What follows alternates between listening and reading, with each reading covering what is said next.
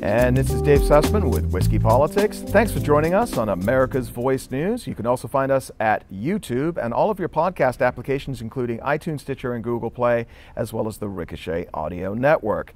If you're watching this and not listening, you may be wondering, why the heck is this guy wearing sunglasses? Well, it's February, and we're in Southern California, which means the sun is out, and we want to make everybody around the country jealous. So it's actually a beautiful day today, and we are sitting outside.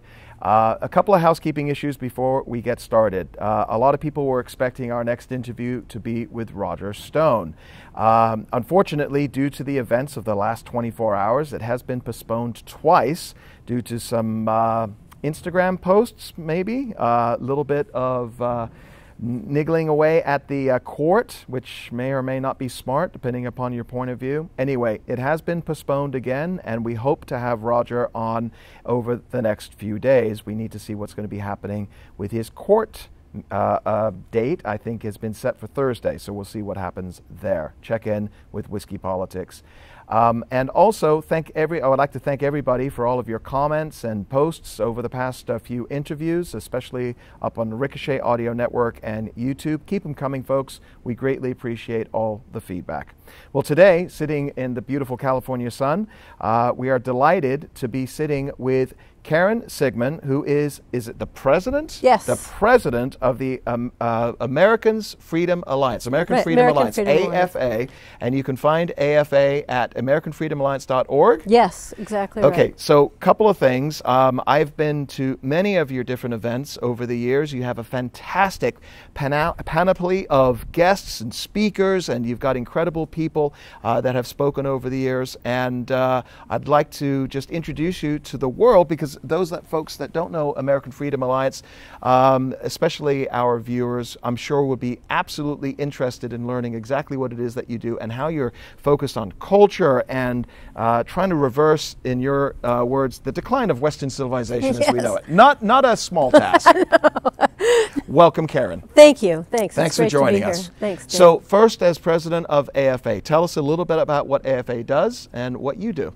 Well, we are a nonprofit organization located here in California, and our mission is to support and uphold Western civilization. And when I first started hearing, this kind of verbiage, fighting to preserve Western civilization, it sounds so kind of hysterical, histrionic. What's up with that?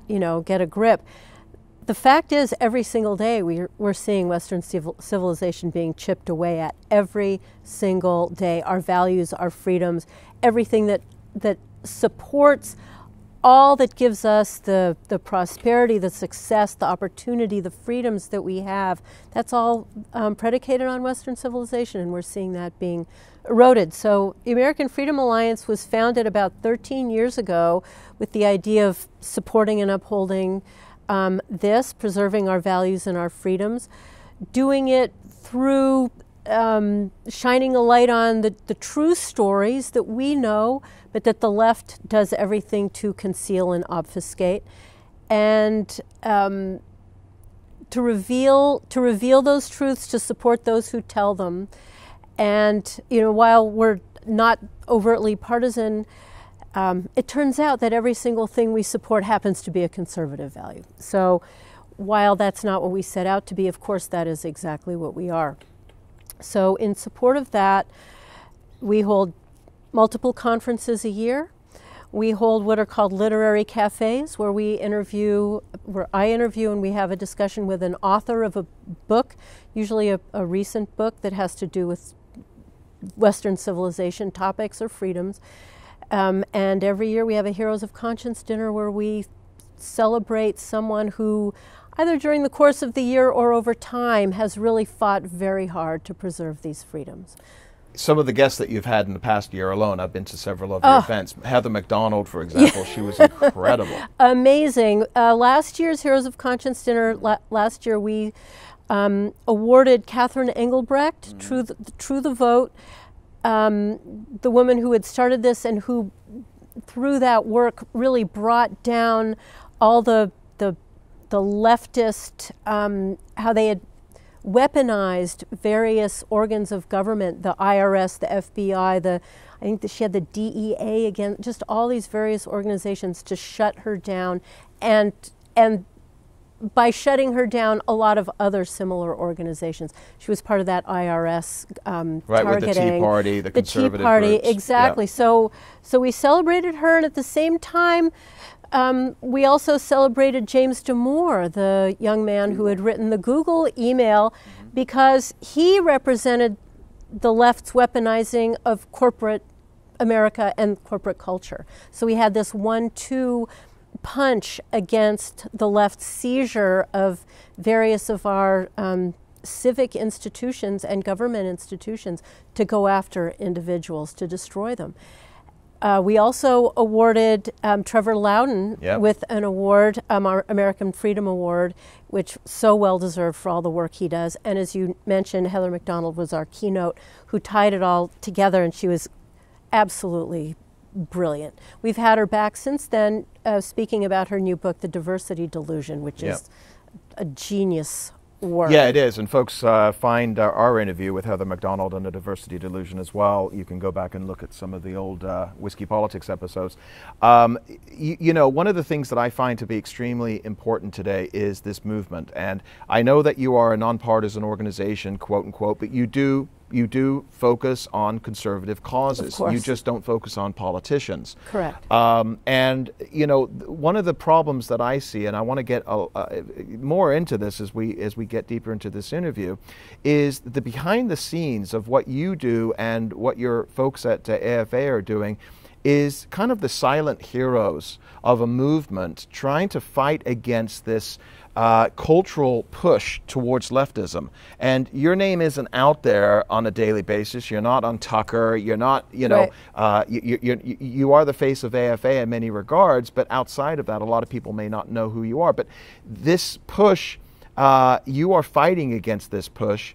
And what is that state across all conservative organizations today? Is there, are they becoming more important? Are they becoming more powerful? Do they have a voice? Or do you feel that there is a threat to some of these organizations, including yourself? I think it's a little of both. I think that without, and thank you for your kind words, I think that without organizations like AFA, like Horowitz, like you know, all the ones that you could think of, Whiskey Politics, TP, Heritage USA, Foundation, all of them. Yep. Absolutely, Turning Point, huge. Without them, I really think it would have been over some time ago. I think the only thing, I mean, look, I had started Rage Against the Media 6 years ago, out of recognition that without the media, the left wouldn't be able to accomplish a single thing, that they really are the publicity arm for the Democrats, for the leftists, for the whatever you want to call them. The media has always concealed everything nefarious that the left has done, and pushed forth to the forefront. I mean, look what just happened with Roger Stone, right? Any normal media would have said, "Come on, people, that's really so not a target," and would have just mocked it and let it go. But you're referring to the FBI going into his home? No, I'm talking about the little target on the Instagram thing. Oh, the Instagram thing. Right, okay. Which is just, let alone all the rest. But all of it that's just the most recent. All of it is, they concealed everything for Hillary. The target. Yeah, the crosshairs. Okay. All of it, they're always completely all in for the Democrats. Sure. And so there's the media, there's the schools, there's entertainment. Look what's happened to all of our awards shows. All of our schools are completely infiltrated in a deliberate push. Without all these organizations that you mentioned, that I mentioned, that I'm part of, I think it would have been over. I really do. Because we do push back, and while we are being pushed back against, in all kinds of ways, look what they're doing to Prager. You know, they shadow ban, they outright remove, and so on. They're definitely pushing back. Why? Because people recognize the truth of what we say. And if you do It's give a good segue, and I want to get into Yeah. this right after the break. We're talking with Karen Siegemund at AmericanFreedomAlliance.org, and we'll be right back. Dave Sussman with Whiskey Politics.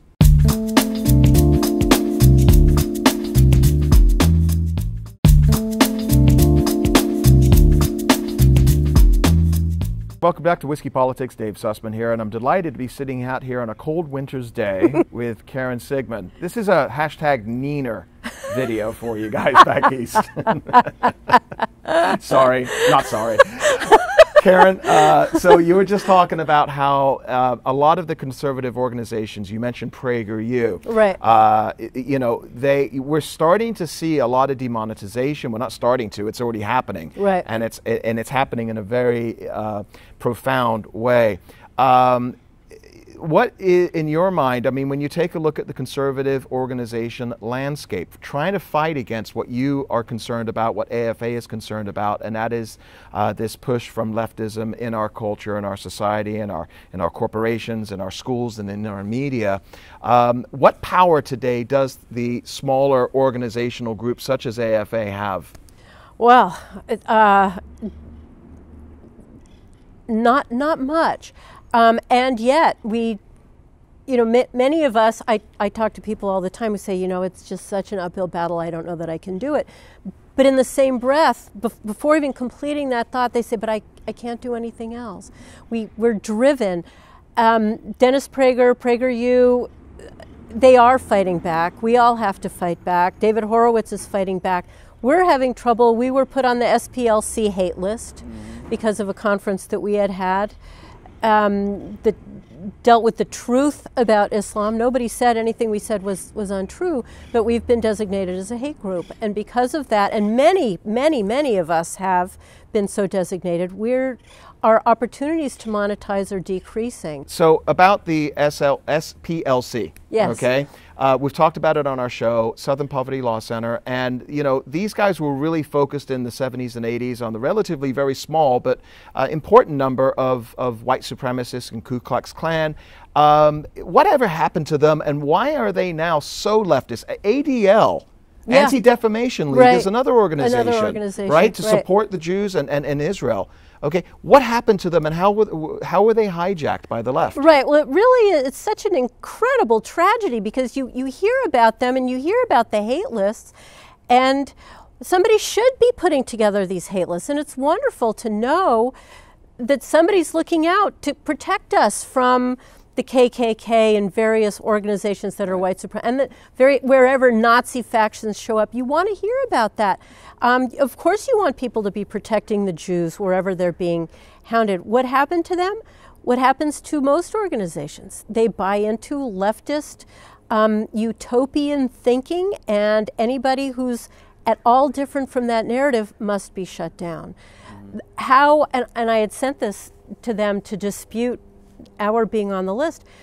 One of our speakers at our Islam conference, he himself had taken a photograph, this is Philip Carcenti from France, had taken a photograph of a woman in an airport, I don't remember where, an Islamic country. She was in full, everything.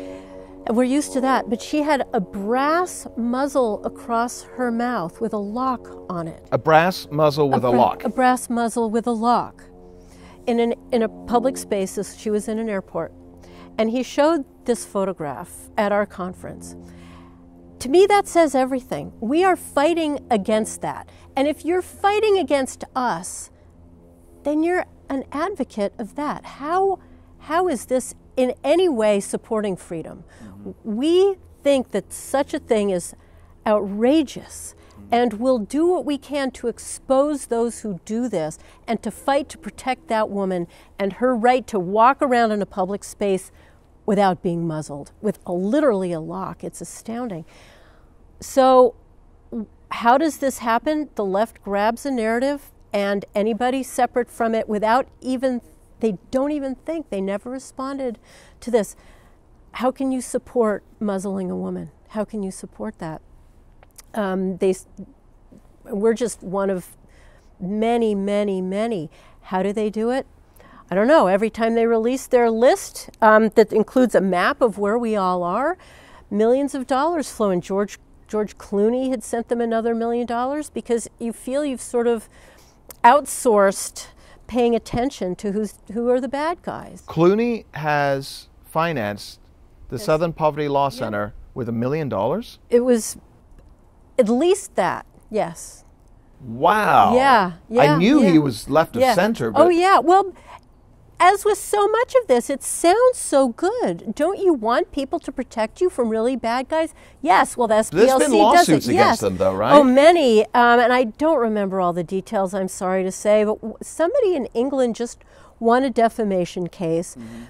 Lots of lawsuits. There's various groups doing various things to fight against this. It hurt us in that we need security at all our events.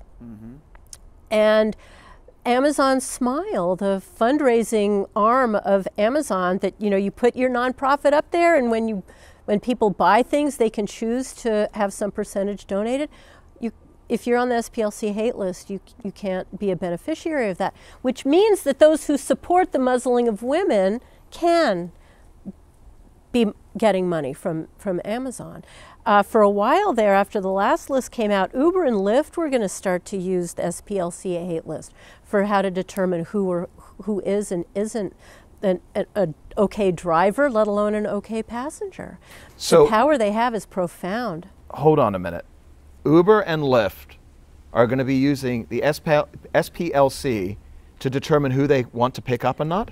There were rumblings in that direction at the time. I don't think they have, but this is how profoundly this kind of hate group can affect all of our ability to do anything.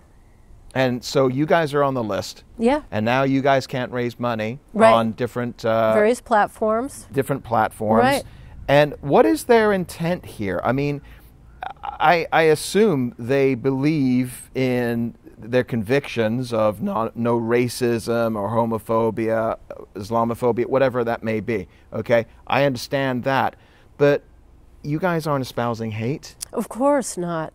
Right. So and how did you get pulled into this vortex of I mean, this is amazing to me. We're talking about censorship at the highest level because as an organization, a nonprofit organization, you guys depend upon donations and raising money so that you could present more speakers. You're not doing anything from the standpoint of organization of going out and getting groups to go out and march in the streets or anything. No. There's no violence. There's no violence. No. We're protecting people against violence. We're about the truth, we're about freedom, we're about choices, we're about Judeo-Christian values, we're about family, we're about being able to live life the way you want to live. So their goal is to infringe your free speech. Of course, yeah. And actually what we did as a consequence of that, because we're not going to have these activities, and lawsuits just are, once you go down that rabbit hole, that becomes all that you're raising money for. But we held a conference on the crushing of free speech, the left's crushing of free speech.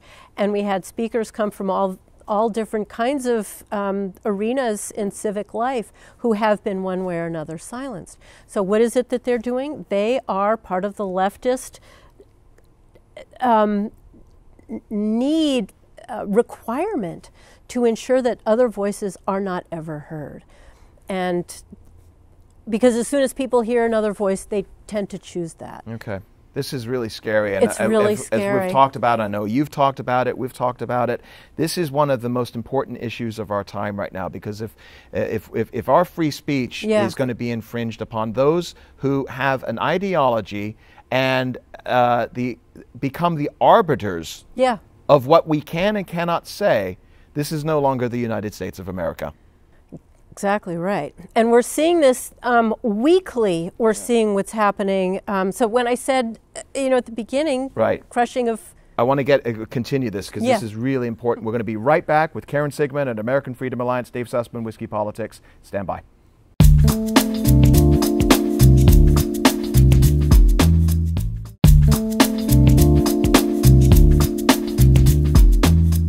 Dave Sussman back with you at Whiskey Politics. And again, as a reminder, if you haven't already done so, please find us on YouTube, subscribe and hit the notification bell. We are on at 6 p.m. every single night, East Coast time, on America's Voice News. Just look for Whiskey Politics at America's Voice News. And of course, all of your podcast applications, Google, Stitcher, iTunes, give us a 5-star rating, and the Ricochet Audio Network. And still sitting outside in the sun, just to neener everybody here, with Karen Siegemund, and we are talking about what we are. I'm astounded, quite frankly, because Karen's group, we were just talking about here, American Freedom Alliance, is on the list of the Southern Poverty Law Center, who has determined that you guys are espousing hate speech. Right. And I've been to several of your events, nothing of the sort. You've had Victor Davis Hanson. You've had so many incredible speakers that have come by. And I've really enjoyed it. You had one last year. It was right after the Parkland shooting. And it was about, and I want to talk a little bit about this, because you had Kyle Kashuv and you had a bunch of other really phenomenal speakers that came and spoke about what's the infringement upon gun rights. Can you talk a little bit about that event and some of the feedback that you got as well? It was really kind of an astounding event, and it's one that I did out of just a lot of personal connection. I am also a teacher, and daily I'm the adult overseeing lots and lots and lots of kids. And when the Parkland shooting happened, and I'm also a mom, so all of this touches me. When the shooting happened, and of course the left goes completely nuts and wants to take all our guns, which I get as a knee-jerk reaction, but what they're missing in doing so is, to me, you can't solve a problem until you really understand what the problem is. And so jumping on the gun is not going to solve the actual problem. What's the actual problem? The actual problem is we have a lot of kids really hurting a lot. We have a lot of boys walking around being told that their very being, their masculinity, that thing that makes them who they are, is toxic. We have a lot of fatherlessness, kids without, not just without a father in the home, but without a father figure at all. Not only that, but they're being told that it doesn't matter. We're being told that we have a gun culture, and so we just need to get rid of the guns. And what we're missing through all of that is that kids these days are really walking around in profound pain. They really are. And most of them act that out against themselves. And every now and then, someone will act it out in the way that the Parkland shooter did. But kids are walking around in pain, and if we're not going to look at what's causing that pain, we'll never solve it. If you take away the gun, they'll find some other way. But I think we need to consider what's actually going on in our culture. These shootings aren't because of the gun. They're because of what's happening in our culture. We don't have any kind of Judeo-Christian values in the schools anymore. We had Dr. Warren Farrell, who spoke about fatherlessness. Almost every school shooting has been... He's the author of The Boy Crisis. The Boy Crisis, and he's brilliant.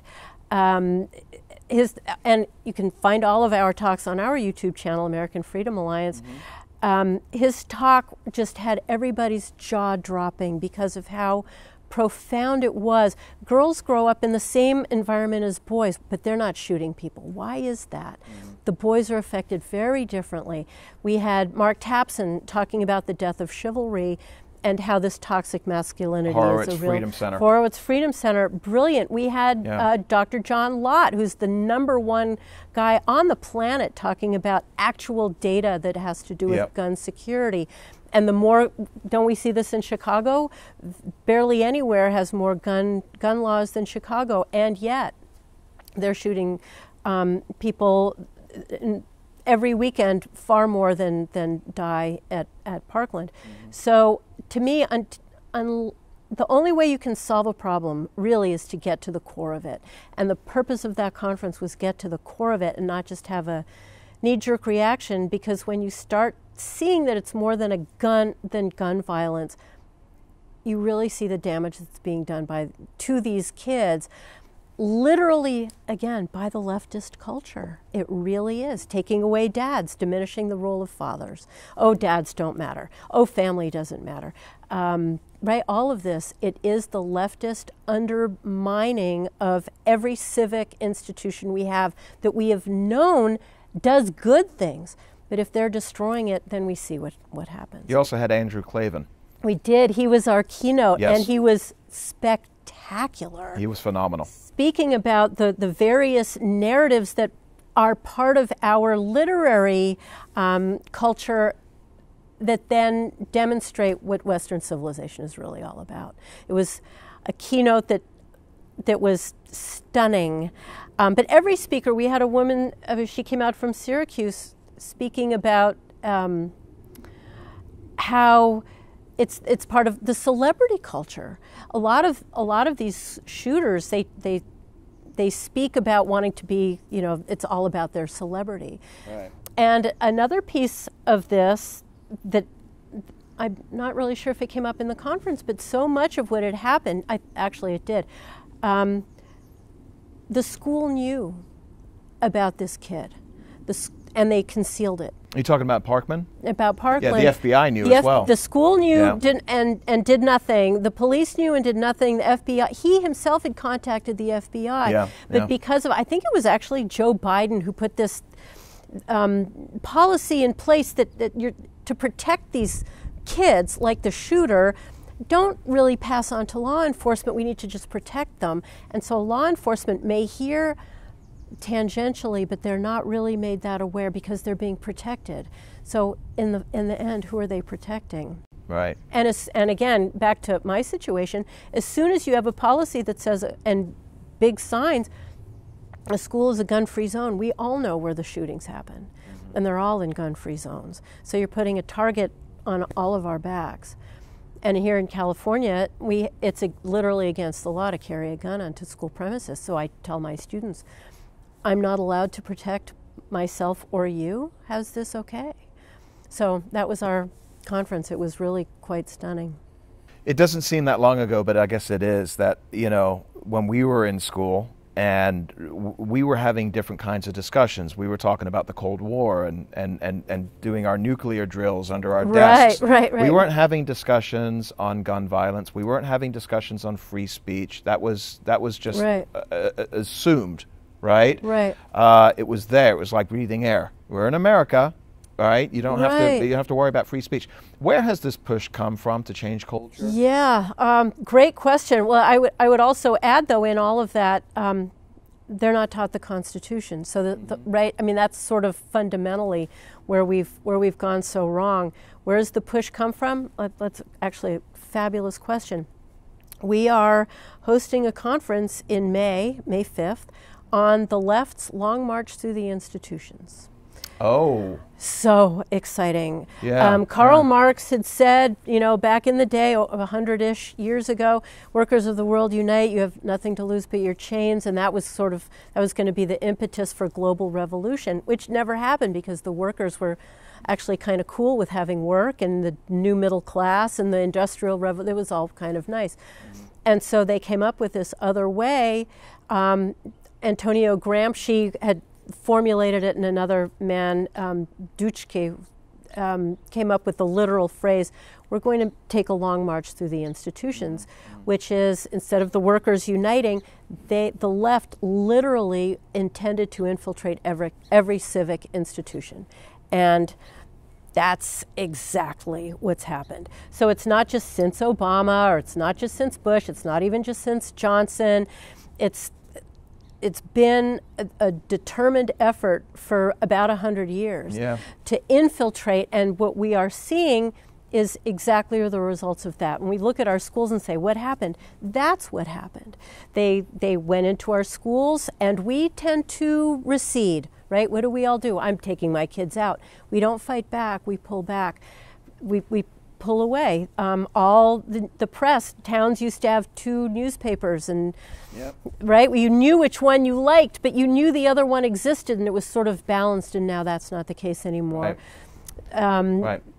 So let's continue talking Yeah. about this after the break, because this is a really Yeah. important issue. Karen Siegemund with American Freedom Alliance. You can find them at AmericanFreedomAlliance.org. Dave Sussman will be right back after the break.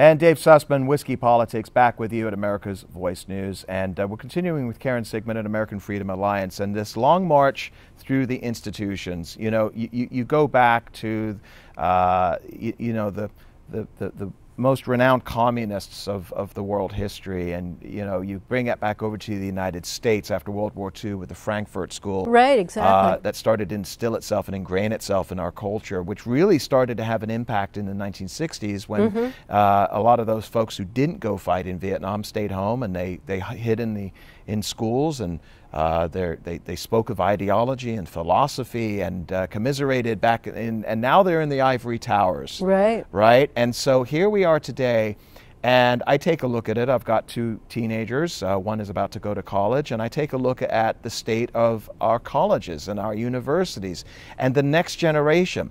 And millennials, I mean, they're already out into the corporate environment. We're seeing it right now with efforts like Nike and Gillette, okay, and the approaches that they're taking to things. So this is now having a direct impact on our culture. It's having an impact on our society. You talk about the media and how towns used to have two newspapers. Okay, where you can have a back and forth. You can have a conservative, you can have a Herald, newspaper type as opposed to the liberal type. And now everything's just been consolidated into one mouthpiece.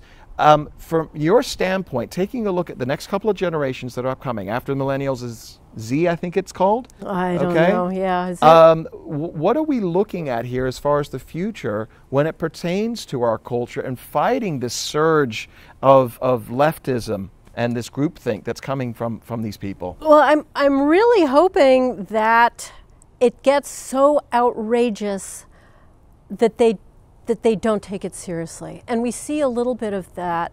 I see it at my school to denote when something that's completely ridiculous. They'll say, "Oh, I'm so triggered." Yeah. They get how ridiculous. Just for our audience, what do you phrase. teach? You don't have to say the name of the school. I teach math in high school math. Yeah, okay. High school math. Got it. And they'll say, "I'm so triggered." No, and they say it mockingly. They don't say it, from a position of pain or whatever, literally being triggered. Not literally, metaphorically. But they know how ridiculous that is, and they'll make those kinds of comments. So it's an eye roll trigger. It's an eye roll, totally. Right. Yes, and they'll just use that phrase, or "that's so racist," which, it's great to see, except on the other hand, some things really are racist, so it diminishes that. That's been the problem with it. Right, I know. That right? really Not everybody is. could be Hitler. Right, I know. And when you start calling everybody Hitler, what you do is, and this is really what scares me the most, is you've just diminished the evil that was Hitler. Thank you. Antonia AOC, whatever her name is, saying that our wall is the same as I could cry. Alexandria Ocasio-Cortez and Yes, Berlin Wall. The Berlin Wall. Yes. Millions upon millions upon millions of people died because of that wall, and that the ignorance. She also went to BU, and I write where I went. Yeah. I write them weekly and say, "This is what you did. This is what you did. You took this passionate girl and turned her into the spokesperson of all that's idiotic in the world." And it hurts me for her, and it hurts me for all of us. You ever got a response back from BU? Never. No, but I just keep writing. Because it devalues my degree. I worked hard for that degree. Yeah, my brother spent a year at BU. It's a good school. It was a great school. Yeah. She had a degree in international relations. Who would know it? Degree in finance. Seriously? Yeah. The unemployment is down because people have two jobs. It's just unbelievable. Yeah. And by the way, on that note, the average Amazon employee was going to, this is the average, $150,000 a year. That is the average. That means half are going to be earning more than $150,000 a year, and she canceled 25,000 and is jobs. Gleeful about it. And even Nancy Pelosi would have to admit that was a little more than crumbs. Remember her crumbs comment? Just these people. It's back to Western civilization. What is it that makes us great? The ability to work, the ability to support our families, raise our children, buy a home. Anytime you get in the way of that, and that's all that they're doing, is impeding people's opportunity to do that. And I don't care what color they are, black, green, white, yellow, it doesn't matter to me. When you get in the way of people's ability to support themselves and their families, to get in the way of all of us being the agents of our own success, that is as anti-American a thing, anti-freedom, anti-Western civilization. So it kills me. AOC is in her late 20s. Yeah. And you've already got people out there like Matt Iglesias, he's a very liberal journalist out there, saying that we need to change the Constitution so you don't have to be 35 to run for president. Right. Okay, because of AOC. Right. But 6 years is going to fly by before we know it. You know that there was going to be a push for this woman to be throwing her hat into the ring as president. Do you think that America is heading in a direction where somebody like an AOC could be elected president? I wouldn't dismiss it out of hand. I really wouldn't. Look at how far she's come. Granted, I've seen she only won a handful of votes. I mean, it didn't take a lot to elevate her, but she barely won the primary. Right. She won the primary by like 4,000 votes. Yeah. Right. Right. But the general, and we don't see a lot of this reported in conservative media, the general, she won by almost 100,000 votes over her. Oh, is that right? Yeah, and she ran terrifying. away with it. Yeah. Now it's a small district. But it wasn't even close. But to even get and this is where I come back to the American Freedom Alliance. For 100,000 Yeah, almost 100,000 votes over her closest. All the rest, that terrifies me. Right. The only way you can cast a vote for her is out of your own profound ignorance. Mm-hmm. And that's things like Turning Point, Jordan Peterson, PragerU, you, us, David Horowitz Freedom Center, all of us, Hillsdale, whoever's doing these great things. That's really where our work is cut out for us, is educating that demographic to realize that every word out of that woman's mouth is atrociously wrong. To say socialism, I believe in socialism because it provides dignity or whatever, they're eating their pets in Venezuela. How is that a dignified thing? And then the wall comment, it's appalling, and what are they teaching in schools history-wise? None of that. It's all, it's none of that. It's America has been evil, and she really is, for me, the quintessential representative of what our education system has done. Not only the full misinformation on every single topic, but also this confidence in herself despite the ignorance. The school I used to teach at, the kids had to do presentations, and many of them would be completely wrong, but they would get A's. And how are they getting A's? Well, didn't you see how much confidence he had? Look at how his self-esteem grew. This is her in a nutshell, fully confident and with such a profound ignorance and a fluidity of speech that's admirable, except there's literally nothing there. The Autonomabot glazed look that she has, it's an Adam Schiff look.